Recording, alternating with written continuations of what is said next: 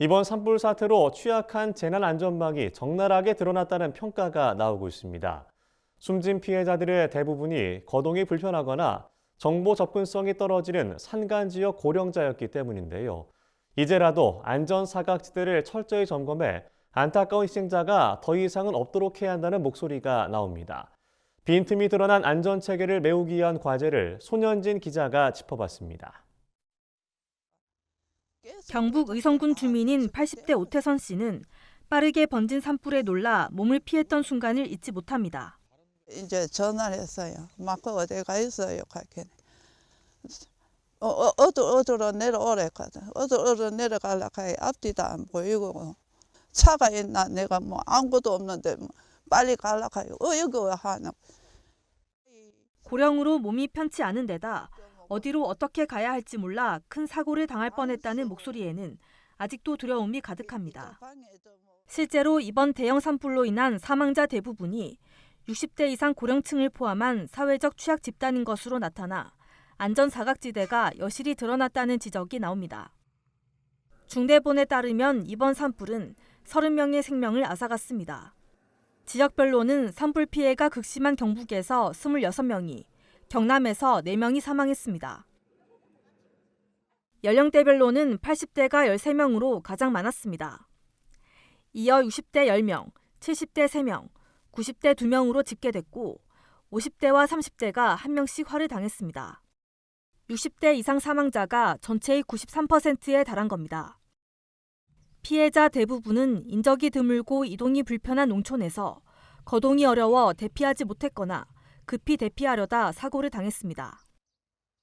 한 70대 여성은 소아마비 환자로 고립돼 질식해 숨졌고 실버타운 와상 환자인 80대 3명은 차량으로 대피하던 중 산불이 번지면서 차량 폭발로 사망했습니다. 재난 대피 지시가 제때 전달되지 않은 것도 인명피해를 키웠습니다. 휴대폰 활용에 어려움이 있는 어르신들에게 재난 문자는 큰 효과가 없었고 일부 지역에서는 통신망 장애까지 일어나 대피 알림이 늦었습니다. 뭐 괜찮은가 보다 싶었는데 불이 식별이 되고 이 마을 전체가 타는데 30분이 안 걸린 겁니다.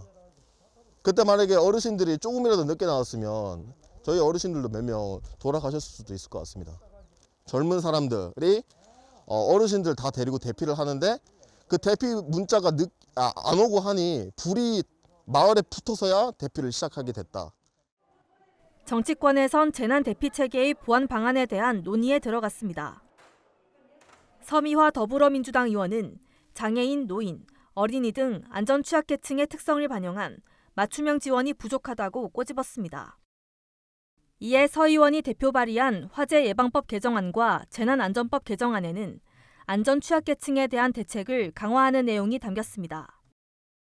화재 예방 및 안전관리 기본계획에 안전 취약계층 지원 대책을 포함하게 하고 이들에게 안전한 생활 환경을 조성하도록 의무화한 겁니다. 이 밖에도 전문가들은 해마다 발생하는 재난 피해가 어떤 인구 집단에 집중되고 있는지 파악할 필요가 있다고 지적합니다.